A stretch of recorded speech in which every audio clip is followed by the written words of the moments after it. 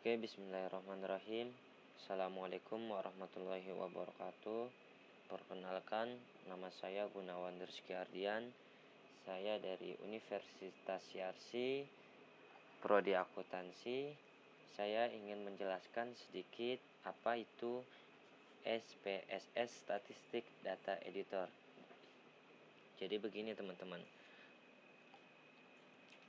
PSPP adalah aplikasi statistika digunakan untuk menganalisa sampel data dan merupakan sebuah AOSI, aplikasi open source alternatif untuk menggantikan SPSS. Lebih dari itu, program sumber terbuka PSPP yang menerapkan lisensi GNU atau GPL v3 ini tidak membatasi penggunaan fitur dan tidak memaksa mendapatkan versi khusus guna mengakses fungsi advance. Seperti pada SPSS, dapat digunakan untuk pengujian non-parametrics, deskriptif, statistik, dan lain-lain. Pemrosesan yang dilakukan PSPP diklaim sangat cepat dan tidak tergantung dari volume data yang diinput. Dari kata lain, PSPP juga dapat dijalankan dan mendukung sistem operasi Linux, Windows, dan Mac OS X. Sebagai format output data dan grafik tersedia pilihan termasuk PDF, HTML, dan ASCII. PSPP juga memproduksi histograms dan aneka cards agar bisa diragamkan dengan tampilan yang mudah dimengerti.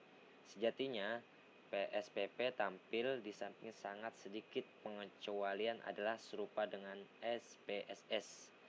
Nah, di sini saya Gunawan Rizky Ardian ingin menjelaskan sedikit fungsi dari menu analis.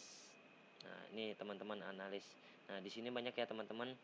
Ada file, edit, view, data, transfer, analysis, grabs, utilities, extension, windows, and hard. Ini bentuknya kayak gini teman-teman. SPSS itu tergantung ya teman-teman, ada SPSS 19, 16, 20, 25, 26. Nah, sini saya yang dikasih teman grup. Oke, jadi teman-teman langsung aja saya akan menjelaskan tombol, menu, dan report dan fungsinya, yaitu analis. Jadi gini teman-teman, menu analis itu merupakan menu yang paling lengkap dan meliputi seluruh tools untuk uji analis data. Menu analis ini mampu memberikan perhitungan statistik dari yang paling kecil sampai kepada yang paling besar. Analis data menjadi sangat penting di SPS karena fungsinya yang sangat penting dan salah satu toolnya yang wajib diketahui pengertian fungsinya. Tidak cukup satu kali baca saja dalam memahami menu ini, harus lebih banyak berlatih. Analis data dalam SPSS tertentu memiliki aturan hukum yang berlaku dalam metode penelitian sebaiknya. Sebelum menganalisis data penelitian, seorang peneliti harus mengetahui manfaat dan penjelasan di setiap analis yang digunakan karena dalam SPS tidak memberikan penjelasan yang jelas tentang data kita. Itu karenanya SPSS hanya sebuah uji pengolah data yang tahu benar atau tidaknya itu adalah wawasan tentang penelitian. Jadi teman-teman, saya ini menjelaskan tool-tool yang ada di reports ya teman-teman. Nih teman-teman, reports. Di sini ada code box teman-teman.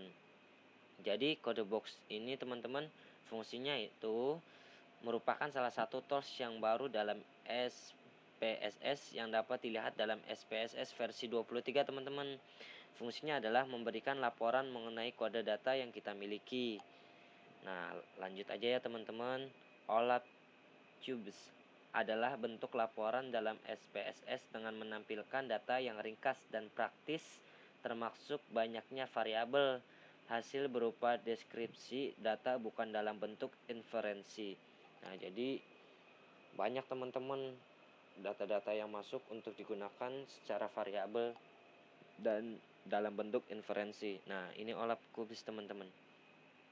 Ini kalau saya lihat bentuknya kubus kotak ya berarti teman-teman. Nah, terus lanjut lagi teman-teman, case summaries. Ini teman-teman, gambarnya 1,2 dan seterusnya sampai n teman-teman. Saya ngeliatnya begitu sih. Case summaries berfungsi untuk melihat lebih jauh isi statistik deskriptif yang meliputi subgrup dalam sebuah kasus yang kita miliki. Tools ini memberikan manfaat lebih jauh tentang penjelasan secara grup sebuah variabel yang peneliti memiliki. Nah, jadi itu kita dapat ngeliat tools teman-teman yang meliputi subgrup dalam sebuah kasus yang kita miliki. Jadi case summaries ini sangat penting teman-teman buat kita untuk meneliti. Lanjut teman-teman, ini ada report summaries in rounds. Gambarnya begini ya teman-teman.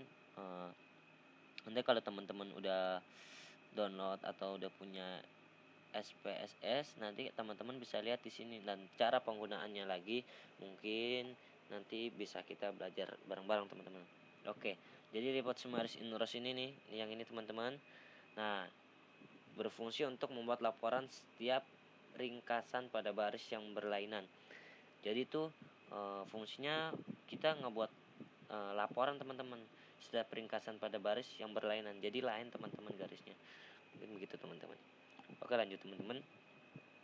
Ada di sini report summaries in columns.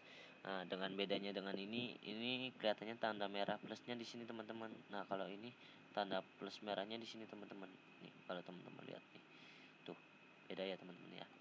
Oke, jadi report summaries in columns ini berfungsi menampilkan setiap laporan statistik pada kolom yang terpisah. Nah, jadi report round ini sama columns ini beda teman-teman. Nah, kalau misalkan report summaries rounds ini baris yang berlainan. Nah, kalau misalkan ini pada kolom yang terpisah gitu teman-teman. Jadi keempat ini yang ini teman-teman, report subtool yang ada dalam tool report ibarat laporan kita ingin buat untuk mempersingkat data yang kita miliki. Laporan ini perlu untuk melihat setiap variabel yang kita masukkan dalam SPSS secara praktis. Sebelum melakukan analisis yang lebih jauh, seorang peneliti wajib mengetahui laporan dan ringkasan penelitian. Gitu aja teman-teman yang bisa saya jelaskan, semoga bermanfaat apa yang bisa saya sampaikan. Kebenaran datangnya dari Allah, kesalahan dari saya karena saya juga manusia biasa yang banyak salah dan dosa. Kurang lebihnya mohon maaf. Wallahu muwaffiq ila aqwamit thoriq. Assalamualaikum warahmatullahi wabarakatuh.